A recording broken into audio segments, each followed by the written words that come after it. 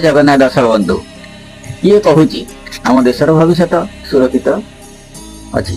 ଆଜି ଆମେ ସତ୍ୟକୁ ନିଜ ଆଖିରେ ଦେଖିବା ଯେ ଦେଶର ଯୁବମାନେ ଡିଗ୍ରୀ ନେଇ ବେକାର ଘୁରୁଛନ୍ତି, କିନ୍ତୁ ଖାଲି ପଦବୀ ଗୁଡ଼ିକ ବର୍ଷରୁ ବର୍ଷ ଖାଲି ପଡ଼ି ରହେ।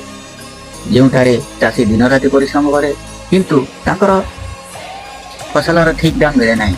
ଯେ ଦେଶର ହସ୍ପିଟାଲ ଚିକିତ୍ସା ଅପେକ୍ଷା ଖର୍ଚ୍ଚ ବେଶୀ ଯନ୍ତ୍ରଣାଦାୟକ ହୁଏ ଏବଂ ଗରିବ ଲୋକ ଚିକିତ୍ସା ପାଇଁ ଋଣରେ ବୁଡ଼ି ଯାଆନ୍ତି। ଯେଉଁଠାରେ ରାସ୍ତା ଗଢ଼ାରେ ଭରିଯାଏ, କିନ୍ତୁ ଭାଷଣରେ ବିକାଶର କଥା ଚମକେ।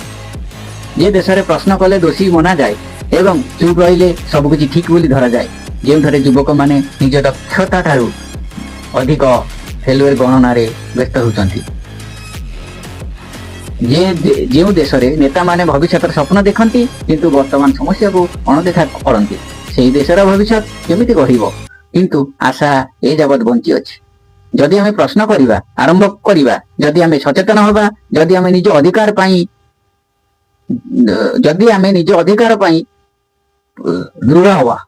ସୁଦୃଢ଼ ହେବା, ତେବେ ପରିବର୍ତ୍ତନ ନିଶ୍ଚୟ ଆସିବ।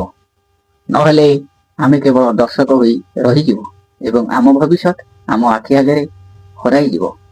ସିଦ୍ଧାନ୍ତ ତୁମର, ଚୁପ୍ ରହିବା କି ପରିବର୍ତ୍ତନ ଆଣିବା? ଦେଶବାସୀ ଜାଗ୍ରତ ହୁଅ। ଜୟ ଜଗନ୍ନାଥ।